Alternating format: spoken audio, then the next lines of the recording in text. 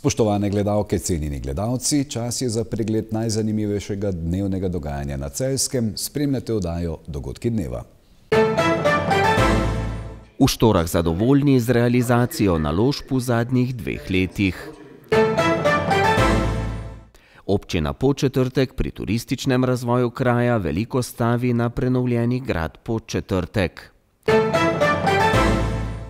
140 let poklicnega izobraževanja na Celjskem. Rokometaši Celja Pivovarne Laško se bodo v četrtfinalu Pokala Slovenije pomerili s Krko. V občini Štore so izjemno zadovoljni z realizacijo večjih naložb, ki so jih uspešno dokončali v zadnjih 2 letih. Zanje so namenili kar okrog 20 milijonov evrov, kar je rekorden znesek v zgodovini samostojne občine Štore. Zadnji 2 leti sta bili za občino Štore najuspešnejši, kar se tiče investicij, saj so v 2 letih za investicije namenili okrog 20 milijonov evrov. To pa je kar 5-kratnik njihovega proračuna. Zadnje 2 leti, 22-23, 2 leti, ki so kar občino ostajajo najuspešnejši skupaj, če se štejemo, v bistvu je to 20 milijonov investicij, to je v bistvu 5-kratni proračun občine Štore. Kot veste, lansko leto odprli športno dvorano, v tem leti zaključili uspešno projekt kanalizacije, zaključuje se dela na državni cesti proti Svetini, zaključuje se dela naslednjem juniju na državni kolesarski poti, več manjših projektov, cesta v Svetini in še večji vzdrževalna dela, tako da v bistvu dejansko zelo uspešno, jaz upam, da še kdaj pride to leto. Kaj pa projekti v prihodnje?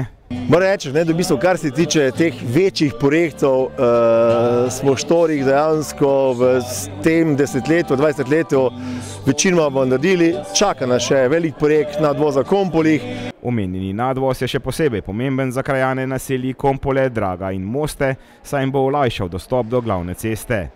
Nadvoz naj bi bil umeščen pri odcepu za kraj Ogorjevec. Naslednji projekt Svetina stara šola, Svetina trgovina, Kompole, občinski objekt, v glavne dela je še dovolj. Jaz upam, da bo tudi sredstva, kar se tiče pa leta 2024, bo v bistvu bolj celili rane za nazaj, v glavnem bomo neke stvari asfaltirali, delali ceste, delali projekte za naprej, ampak tako uspešno, kot bilo leto 2020 pa 2023, pa seveda ne bo. V občini Podčetrtek se radi pohvalijo, da so ena izmed najhitreje razvijajočih se občin pri nas.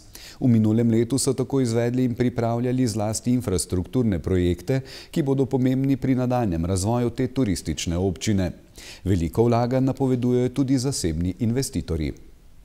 V letu 2023, ko se je občina Podčetrtek znova ponašala z nazivom najlepše urejenega zdraviliškega kraja in mednarodnim priznanjem za trajnostni turizem in urejenost, je bilo tudi na področju občinskih naložb izjemno živahno. Zame so pomembni zaključni računi, ker smo že skoraj tako, da že vemo, kakšen bo zaključni račun, izredno veliko investicij na področju občine. Ogromno cest, 5 km cest, dovozna cesta, čistilna naprava, realizacija na gradu, dovozna pot, Kašča, del kanalizacije, vodovodi, športni štadion, poti, ki povezujejo Podčetrtek.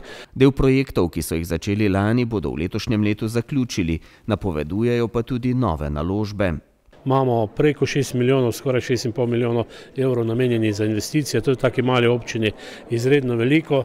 Jaz sicer ne rad govorim o projektih, ki bodo drugi izvajali oziroma izvajajo ali javni zavodi ali pa podjetja, ampak tudi teh boste videli, bo izredno veliko. Tako da gre za nekaj 10 milijonov evrov, ki se bodo v takem malem kraju obrnili, to pa pomeni strašen razvoj. Center za promocijo podjetništva naj bi odprli jeseni, prav tako naj bi se takrat zaključila prenova gradu Podčetrtek. V spomladanskih mesecih se bodo končala dela na nekdanji šoli v Polju ob Sotli.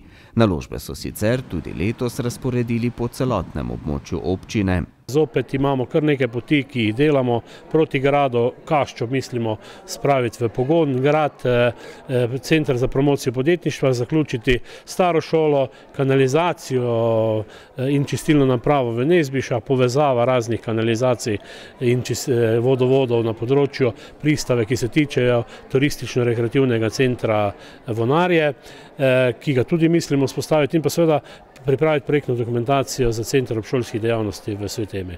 Zagotovo je eden pomembnejših projektov zaključek prenove gradu, kjer pa že danes beležijo precej povpraševanja po organizaciji porok in dogodkov. Grad Podčetrtek tudi, tako da glede na to, da je gradbišče, veliko ljudi želi obiskati, ampak nekaj jih je že videlo, nekaj pa še bo v bodočnosti.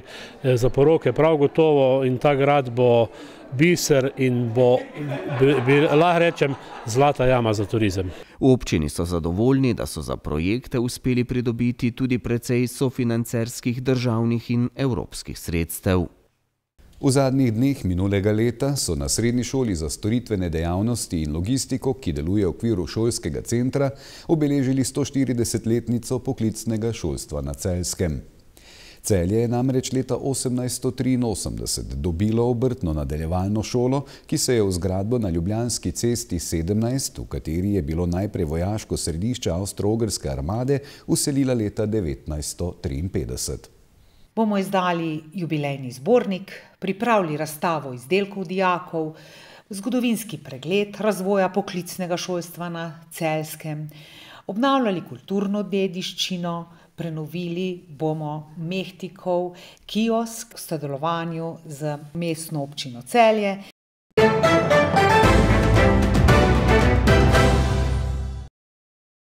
Na Rokometni zvezi Slovenije so izžrebali pare četrtfinala Pokala Slovenije.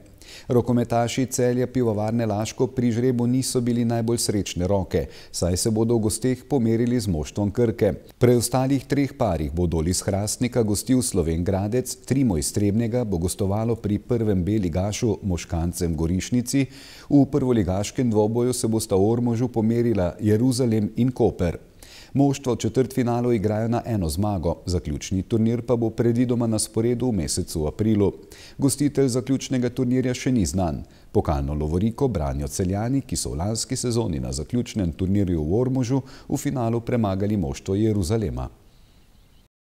Hokejisti hokejskega kluba RST Pelet Celje so v predzadnjem kolu rednega dela Alpske lige v svoji dvorani z 2-3 izgubili proti avstrijskemu Kitzbühelu.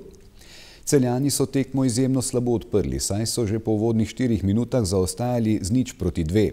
V 19. sekundi je domačega vratarja Jako Gajška premagal Kris Seto, v 4. minuti pa Valtteri Lehtonen.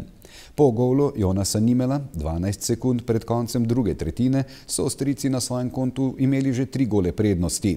V zadnji tretjini so gostitelji zaigrali bolje in zadetkoma Jureta Sotlarja ter Nika Grahuta na koncu prišli do precej znosnejšega poraza.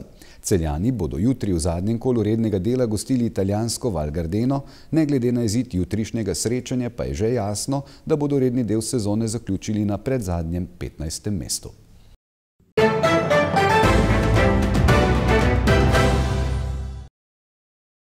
Jutri se bo od zahoda postopno pooblačilo. V zahodnih in južnih krajih bo popoldne začelo rahlo deževati. Zapihal bo jugozahodni veter ob morju jugo. Najnižje jutranje temperature bodo okoli 0, v severni Sloveniji do -5, ob morju 4, najvišje dnevne od 7 do 13, na severozahodu okoli 3 stopinje Celzija.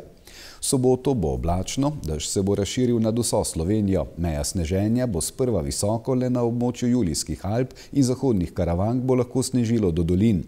Popoldne se bo hladilo, meja sneženja se bo spuščala. Zapihal bo severovzhodni veter, na Primorskem burja.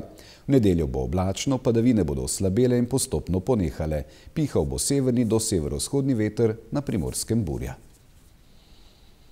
Spremljali ste oddajo Dogodki dneva. Hvala lepa za vašo pozornost, bodite z nami znova jutri. Lep pozdrav in srečno do takrat.